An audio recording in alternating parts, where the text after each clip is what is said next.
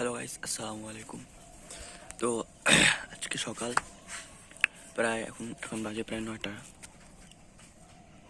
বাজে। তো সকালবেলা ঘুম থেকে উঠতে একটু দেরি হয়ে গেছে, কারণ আজকে সকালবেলা খুব অসাধারণ একটা ঘুম ছিল, কারণ ঘুমটা নষ্ট করার ইচ্ছা ছিল না। তাই বারবার উঠছিলাম, কিন্তু মনে হয়েছিল যে সকাল হয় নাই, কিন্তু সকাল হয়ে গেছিল। তো এখন 8টা 9টা বাজে। তো তখন সকালে ঘুম থেকে উঠে আমি পানি দিছি গাছে পানি দিছি। আর একটা বন্ধু আমার ঢাকা গেছে, কারণ ও আবার একটু বাইরে বাইরে ঘোরাফেরা করা, মাঠে খেলাধুলার একটা ছেলে। তো ঢাকা গিয়েছে, বন্ধ হয়ে গেছে পুরো রুমের ভিতরে। তো কান্নাকাটি শুরু করছে, বাইরে ভালো লাগে না, ঢাকার শহর একটু ভালো লাগে না। তো ওর সাথে কতক্ষণ কথা বললাম, দেন ডিম সিদ্ধ করছিলাম, বাট ডিম সিদ্ধ হয় নাই, কাঁচা কাঁচা রয়ে গেছে। তো আম্মুকে দিয়েছে, আম্মু সিদ্ধ করে দেবে। তো আজকে চিন্তা হয়েছে, আজকে আমরা ঘুমানোর ট্রাই করব।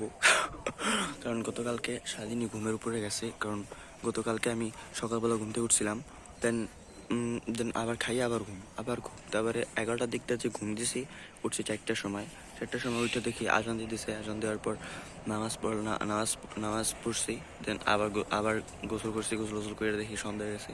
দেন পোলাপানের সাথে একটু ফুটবল খেলছিলাম বিকেলবেলা। তারপরে এই দিন শেষ, ঘুমের উপরে দিন গেছে। তো গতকালকে এরকম গেছে, কিন্তু আজকে একটু ওয়েদারটা অন্যরকম। ভাবতেছি আজকে দিনটা একটু কাজে লাগাবো। আর সকালে ঘুম থেকে উঠে আমি আমার গাছগুলোতে প্রচুর পরিমাণে পানি দিয়েছি, কিন্তু শেষের গাছ করে দিতে পারিনি, কারণ পানি ভরে গেছিলো। পানি পানি ভরে গেছিলো উপরে, ট্যাঙ্কিতে পানি ভরে গেছিলো, তাই আর দিতে পারিনি। তো আজকে দিনটা অসাধারণ যাচ্ছে, বাট আজকে চিন্তা করতেছি একটা ভালো একটা কাজ করবো, অনেক সুন্দর একটা কাজ করবো। দেন আমার চিন্তা হচ্ছে যে গতকালকে বা পরশু দিন কালকে চিন্তা ছিল যে আমি একটা ইউটিউব চ্যানেলের পুরো হিস্টোরি সব কিছু ক্লিয়ার করবো, সব কিছু ঠিকঠাক করবো, কিন্তু অতটা করা হয় নাই। কারণ আমি একটা গায়ে এমন একটা গায়ে যে ওয়াদা দিলে ওয়াদা ভঙ্গ করি না, বাট আমি নিজের কথা নিজে দিলে নিজের টেস্টটা বিল্ড করতে পারি না। মানে আমি নিজেকে একটা কথা বললে সেটা সেকেন্ডের মাথা ঘুরে যায়। তো দেন সেজন্য আর করা হয়নি। তো আজকে চিন্তা হচ্ছে আজকে সম্পূর্ণ একটা ইউটিউব চ্যানেলের পুরো হিস্ট্রি সব ক্লিয়ার করব। আর দেন হিস্ট্রি ক্লিয়ার করার পরে পোস্ট হবে, হয়তো এইটা আগামীকালকে আসতে পারে টুডে। তো এটাই। আর রানিং আমি গত ডিসেম্বরে এই সময় আমি একটা চ্যালেঞ্জ শুরু করছিলাম, যে 24/7 চ্যালেঞ্জ শুরু করছিলাম। দেন হঠাৎ করে বন্ধ করে দিয়েছিলাম, কারণ কি, যখন আমি 24/7 এই কাজটা করতেছিলাম, ওয়ার্কআউট করতেছিলাম, খাবার দাবারের দিকে কোনো মগ্ন ছিলাম না। তো খাবার দাবার আম্মু যা দিত খাবার বা ঘরের খাবার, তাও আমি সম্পূর্ণ খাইতাম না। দেন একটা দুপ করে একটা ডাউনফল শুরু হয়ে যায়।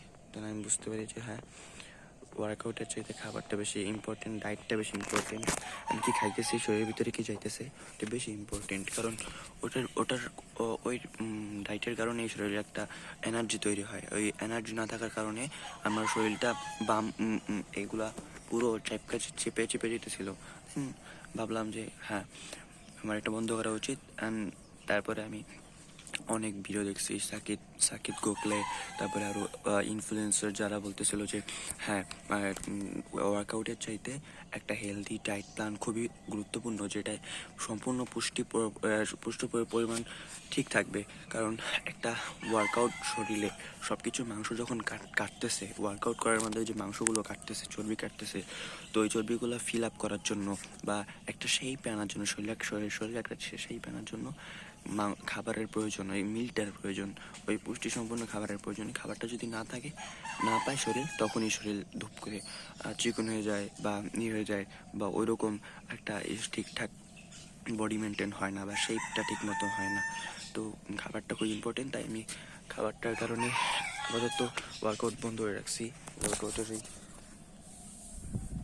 পুশ আপ মারার জন্য সব কিছুই আছে, কিন্তু ওইরকম যে ওয়ার্কআউট আর ইচ্ছা নেই করার। কারণ এখন একটু অন্যদিকে ফোকাস করতে হবে, মানির দিকে ফোকাস করতে হবে, দেন ডায়েটের দিকে ফোকাস করতে হবে, অ্যান্ড দেন তারপর ওয়ার্কআউট, লাইফ আপডেট, তারপর ক্যারিয়ার, সব কিছুর বিষয়ে একটু চিন্তা ভাবনা করতে হবে। কারণ আমি ওয়ার্কআউট করলে সারাদিনই পুরো ওয়েস্ট, কারণ ওয়ার্কআউটে আমি সম্পূর্ণ ফুল ওয়ার্কআউট করি, দেন তারপরে খাওয়া দাওয়ার বিষয় তো নাই, খাওয়া দাওয়া তো খাই না। এমন একটা পর্যায়ে চলে যায় যে খাবার দাবার না খাওয়ার কারণে শরীরটা খুবই দুর্বল হয়ে যায়। দুর্বল হওয়ার কারণে আমি ওয়ার্কআউট করে ঘুম। আমি মনে করতাম যে ওয়ার্কআউট করার পর একটা ঘুম দিলে অত একটা কুইক ন্যাপ দিলে শরীরটা আরও ফিট হবে, কিন্তু ওঠার পরে মন ভালো হয় কিন্তু শরীরটা এরকম এনার্জি পায় না যে কাজ করবে, নিজের জন্য কিছু করবে, নতুন একটা স্কিল শিখবে বা কিছু একটা করবে, সেরকম একটা এনার্জি পায় না। তাই এটা বন্ধ করতেছি, কতদিন আমি করতেছি না। আর যখন